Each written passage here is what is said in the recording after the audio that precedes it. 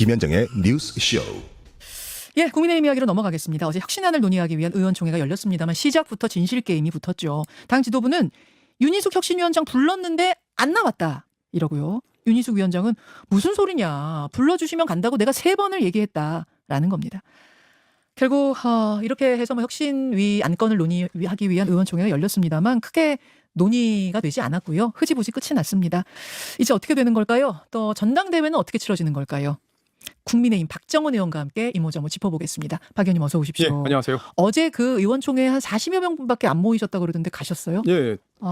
김현정 뉴스쇼 나오려면 내용을 자세히 봐야 되기도 하고 또 예. 당연히 이제 우리 당의 혁신이 기로에 서 있는 상황이기 때문에 예. 가서 의견도 표명하고 하려고 했는데 예. 40명은 좀 넘었던 것 같고요. 예. 절반 가까이 오신 것 같아요. 그래요. 예. 근데 어쨌든 혁신이 어제 사실상 혁신 논의는 이제 마무리 수순으로 가는 건 아닌가 하는 생각이 들었습니다. 좀 한심하다는 생각도 들고 또 우리 당 의원으로서 좀 부끄럽다는 국민들에게 그런 말씀도 드릴 수밖에 없습니다. 그 진실 게임은 누구 말이 맞는 거예요? 그 진실 게임이 벌어졌다는 것 자체가 한심한 거잖아요. 사실은 거기 윤희숙 위원장이 와서 보고를 하는 게 순리잖아요. 근데 예. 처음에 구자근 부총장이 와서 보고를 하면서 나도 이거 오늘 처음 봤어요 이러면서 보고를 하더라고요. 그러니까 의원들 입장에서는 이거 아는 사람이 와서 보고를 해야지 내용도 잘 모르는 사람이 와서 무슨 보고를 하고 이걸 논의를 하냐. 예. 절차가 잘못됐다 이렇게 지적을 한 거예요. 의총에서. 예. 그러니까 윤희숙 위원장을 다시 이제 나오라고 해서 이제 오후에 다시 논의를 하기로 한 건데 예고가 안 돼 있던 거니까 의원들이 자기 일정들이 있잖아요. 그렇죠. 예, 그러니까 이제 성원도 잘 안 되고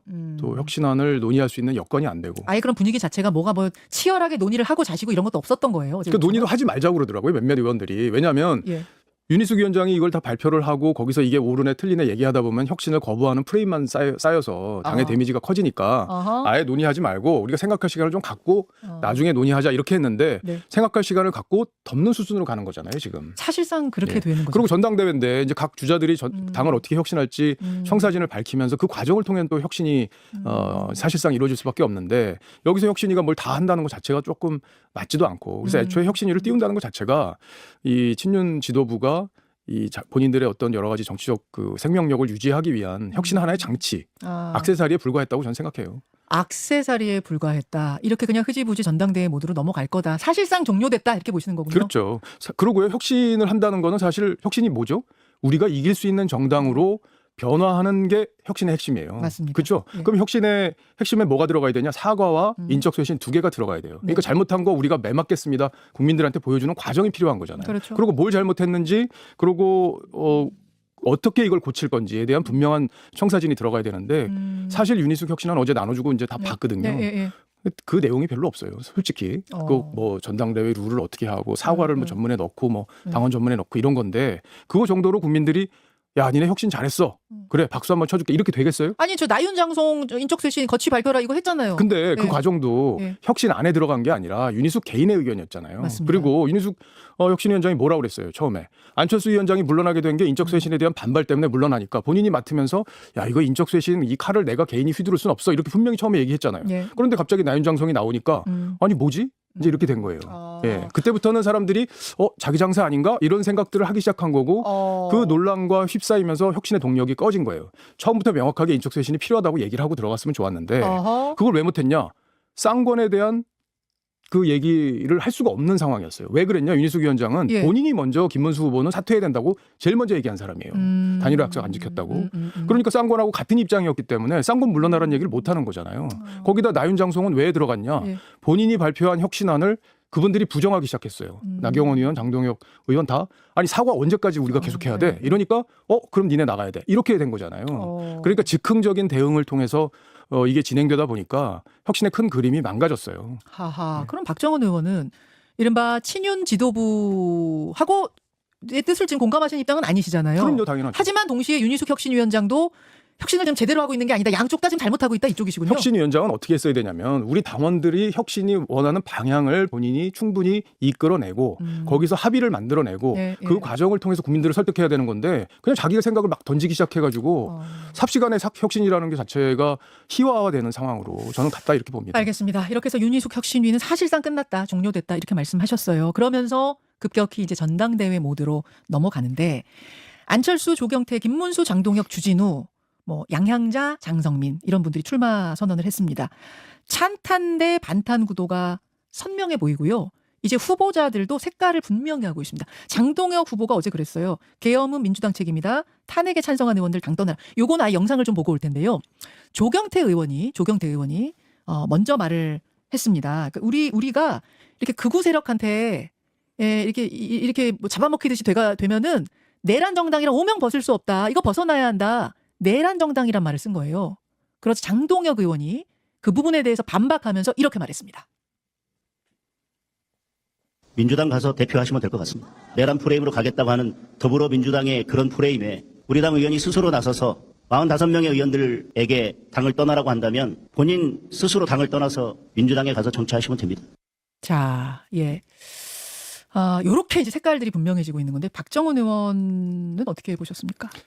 글쎄요, 이제 조경태 의원의 말도 저는 조금 우리가 논의를 진전시키는 과정이 필요한데 그냥 당 떠나라 그러면 떠나겠습니까? 물론 선명하게 개혁에 그거를 보인다는 측면에서는 의미가 있지만 저렇게 반발할 수 있는 소지를 또 만들어냈다는 점에서 좀 아쉬운 부분이 저는 있다고 봐요. 다만 계엄의 책임이 민주당에게 있다는 말에는 전 동의하지 않습니다. 민주당이요, 의회 독재를 한 거 맞아요. 그리고 이재명 당시 대표를 보호하기 위해서 별의별 법안을 다 내고 뭐 방탄을 했다는 이런 비판도 있었잖아요. 예. 근데 국민들은 윤석열 정부가 더 잘못했다 이렇게 판단한 거예요. 그래서 총선에서도 그렇게 심판했고 그 과정이 이어지고 있었기 때문에 네.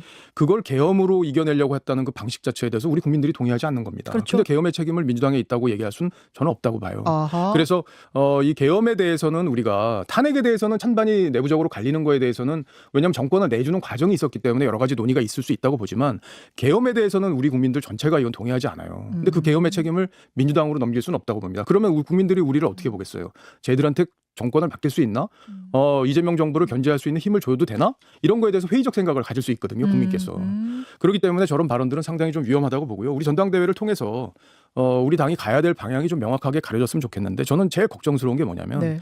우리 당원들이 네. 지금 정권을 내준 상황에 대해서 좀 명확하게 판단을 하셨으면 좋겠다는. 왜 정권을 내주게 됐느냐에 대해 그럼요. 원인. 그 원인이 탄핵에 찬성한 사람들 때문에 정권을 내준 거냐? 배신자들 때문에. 그렇죠.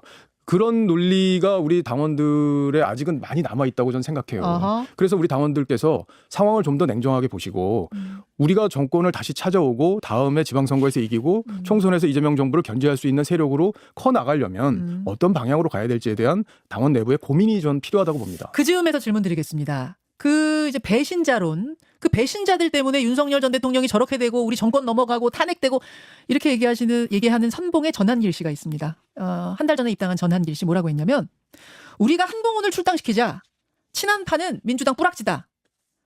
우파 개딸 수십 명을 내가 만들겠다. 수십만 명을. 이런 이야기를 하고 있거든요. 친한파는 민주당 뿌락지다. 박정훈 의원님 뿌락치세요. 뿌락치세요. 아니 저희는 국민이 어떻게 좋은 삶을 살아야 되는지에 대한 가치를 두고 있는 집단인 거지 누가 무슨 뭘 정권을 내주려고 작정한 사람이 어디 있어요.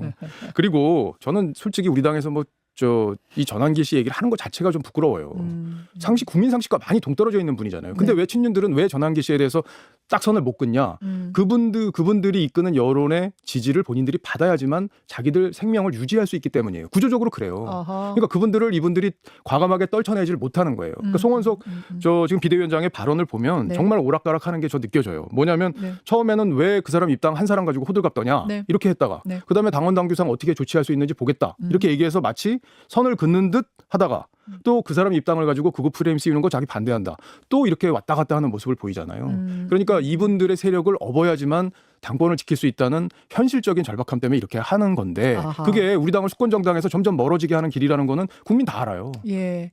자, 그런 상황이에요. 상황이 좀 바뀌었어요. 전한길 씨 입당했다는 사실이 알려졌고 뭐 맞는지 틀린지 모르겠습니다만 내가 10만 명을 데리고 입당했다 이런 얘기가 들리고 당권 주자들이 찬탄 반탄, 찬계엄 반계엄 뭐 이렇게 갈라지고 있는 상황이 되다 보니까 하루에도 뭐 몇 번씩 마음이 바뀐다고 알려진 한동훈 전 대표. 예.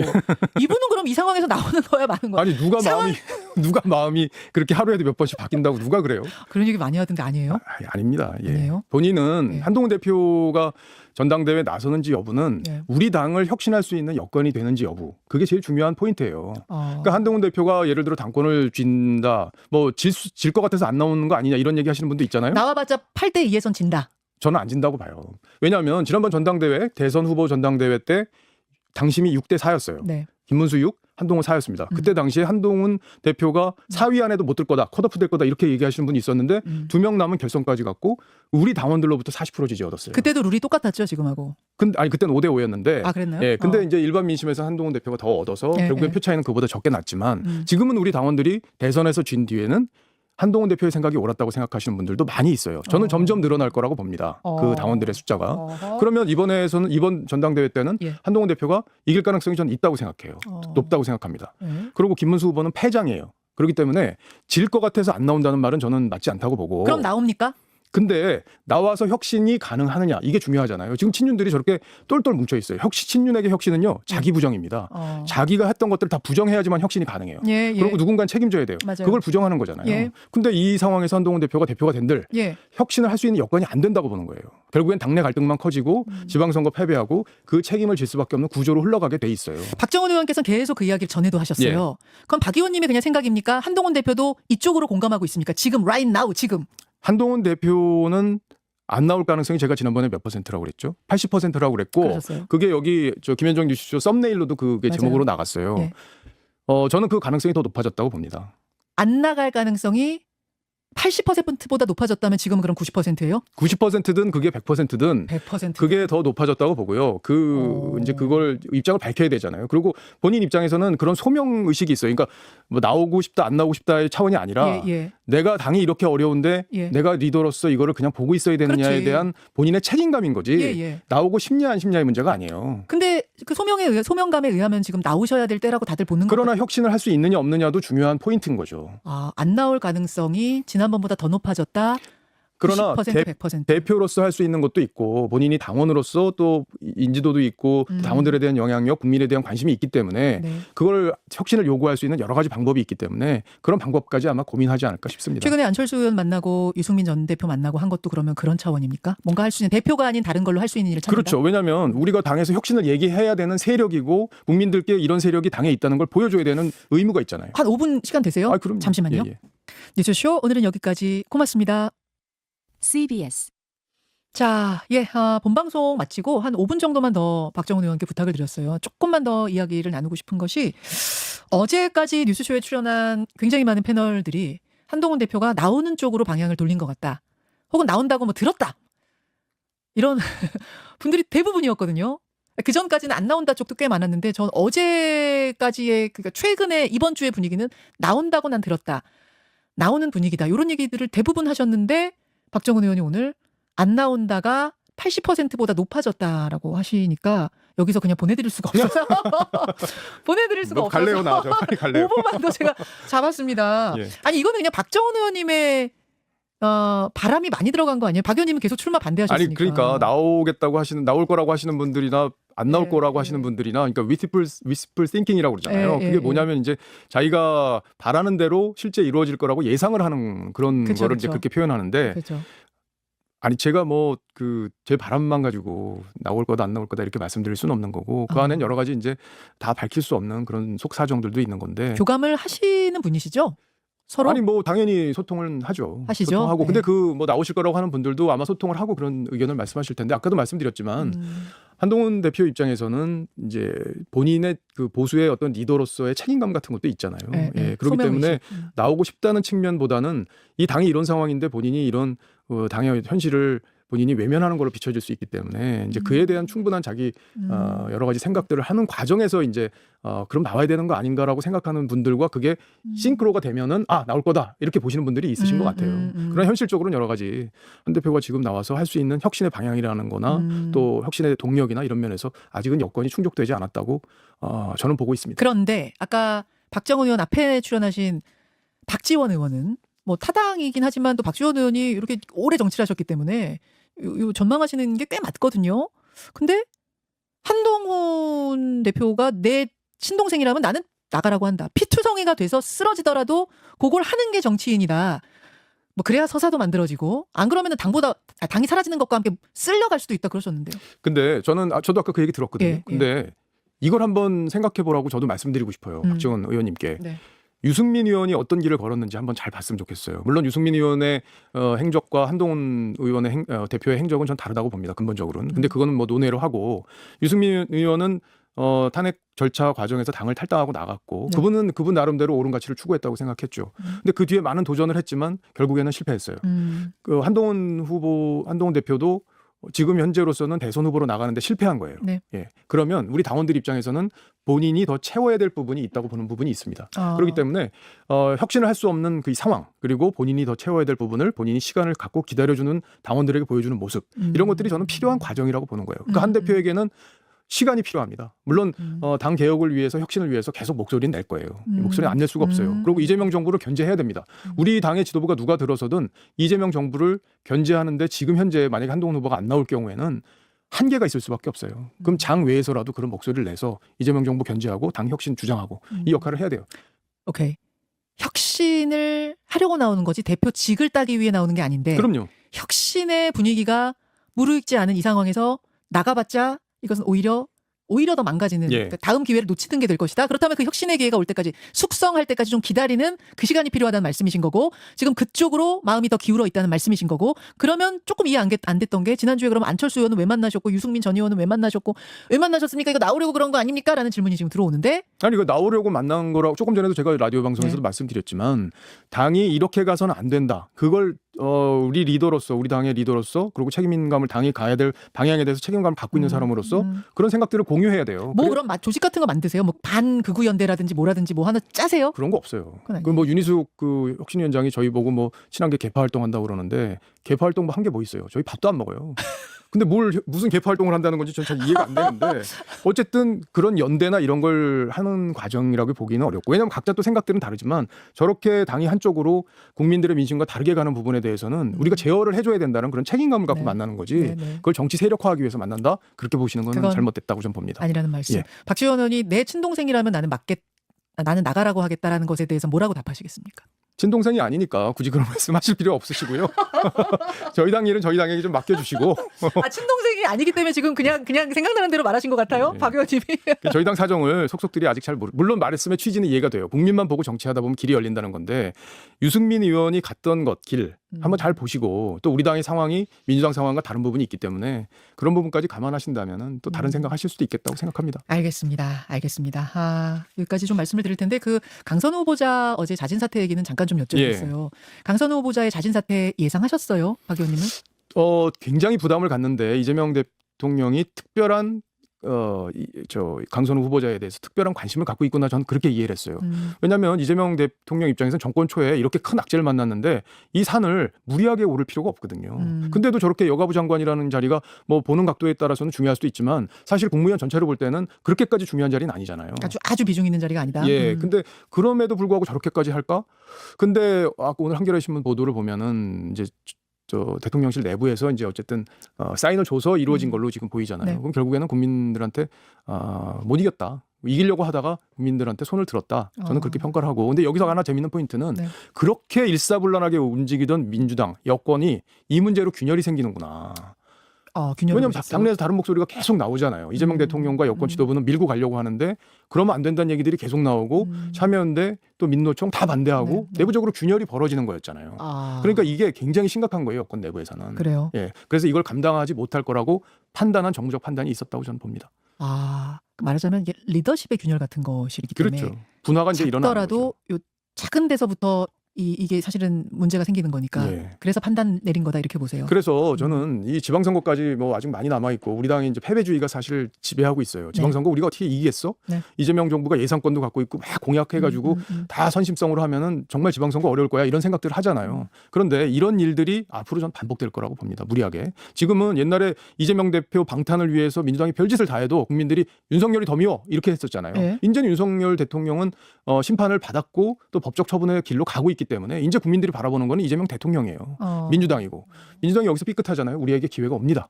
우리 당이 혁신 잘하고 국민들로부터 사랑받는 정당으로 거듭나면 국민들이 우리한테 기회 줄 거라고 봐요. 왜냐? 이재명 정부 견제해야 되니까. 그런데 그때 그 기회가 왔을 때 국민의힘의 모습이 완전 오른쪽으로 이렇게 가 있는 전한길 씨가 이렇게 영향력을 많이 행사하는 이게 저희 같은 그 사람이 모양으로 있잖아요. 돼 있다면. 그러니까 전환길 씨 얘기 이제 그만했으면 좋겠어요. 아니 그분이 아니, 뭐라고 아니. 우리 당에 이렇게 영향을 주고, 아니 그분 그냥 강사잖아요. 그리고 계엄이 계몽령이라고 얘기한 사람인데 그게 국민 정서가 맞습니까? 그럼 그러니까요. 그런 사람 얘기할 필요가 없는 거예요. 근데 실제로 영향력을 끼치고 있는 거 아니에요? 그러니까 친윤들이 네. 그런 사람들의 정서를 네. 입고 자기들 당권을 유지하기 위해서 몸부림을 치니까 음. 우리 당이 이렇게 비참한 모습으로 가는 건데 점점 선을 그을 수 있다고 봅니다, 저는. 알겠습니다. 알겠습니다. 여기까지 오늘 말씀 듣고 제가 깜빡 잊고 있었는데 오늘 경꿀쇼 있는 날이죠.